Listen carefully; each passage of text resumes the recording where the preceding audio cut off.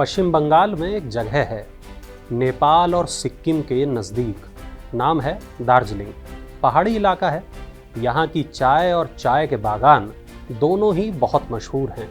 यहाँ की चाय को चायों की शैंपेन कहा जाता है। चाय के स्वाद की परख रखने वाले दुनिया में चाहे कहीं भी हों, दार्जिलिंग चाय की दीवानगी उनके सिर चढ़कर बोलती है। यूरोप से लेकर जापान तक इस चाय की अपनी एक खास पहचान है, लेकिन आने वाले दिनों में चाय के दीवानों को इसके स्वाद से महरूम होना पड़ सकता है। नमस्कार, मैं वरुण कुमार, आप देख रहे हैं मनी 9 और आज बात चाय की हो रही है। खबर को आगे बढ़ाएं उससे पहले थोड़ा बातचीत कर लेते हैं। जितनी तरह की चाय होती है उतनी ही तरह की कहानियां हैं चाय की उत्पत्ति की, यानी चाय सबसे पहले कहाँ पैदा हुई और कब पैदा हुई।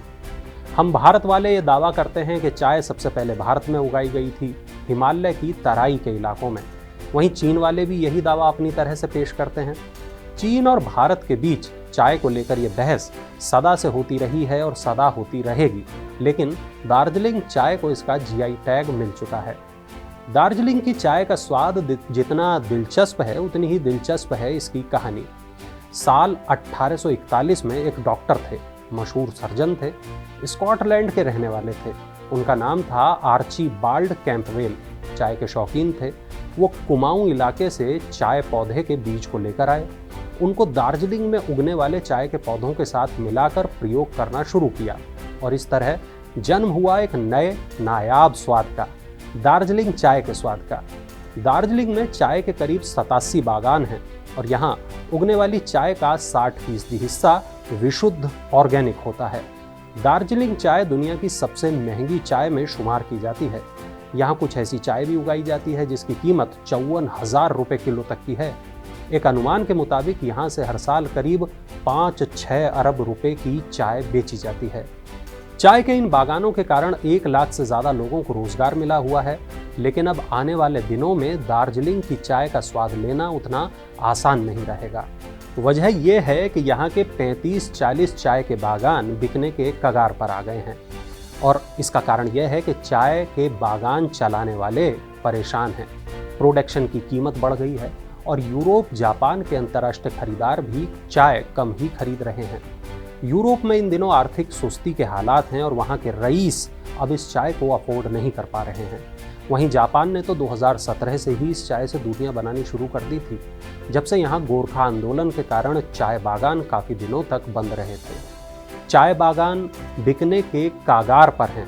इसके लिए यही 2 वजह नहीं हैं। वजह नेपाल के रास्ते चीन से आने वाली चाय भी है। रिपोर्ट बताती है कि चीन और नेपाल की चाय भी दार्जिलिंग की चाय के लिए एक बहुत बड़ा खतरा है। इनका स्वाद काफ़ी हद तक दार्जिलिंग की चाय जैसा ही होता है, इसलिए कोई सामान्य शख्स दोनों के बीच का फर्क समझ ही नहीं पाता। दार्जिलिंग में हर साल 80-85 किलो चाय का उत्पादन होता है।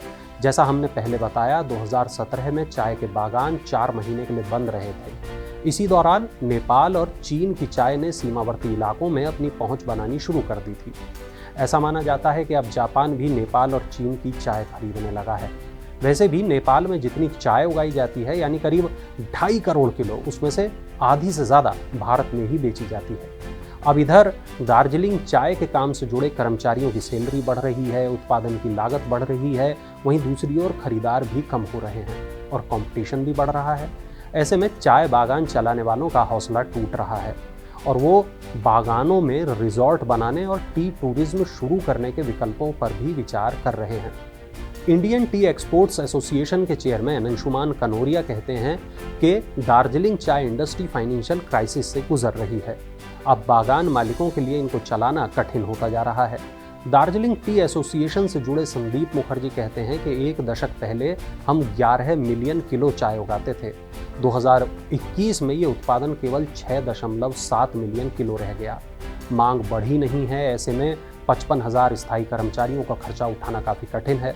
रिपोर्ट बताती है कि स्थायी कर्मचारियों के अलावा अप्रत्यक्ष रूप से करीब 4 लाख लोग इस कारोबार से जुड़े हैं। दार्जिलिंग चाय इंडस्ट्री की जैसी हालत है, अगर इस पर गौर नहीं किया गया और अगर वाकई 50% बागान रिजॉर्ट में तब्दील हो गए तो शायद आने वाले दिनों में दार्जिलिंग चाय की केवल कहानियां ही सुनने को मिलेंगी।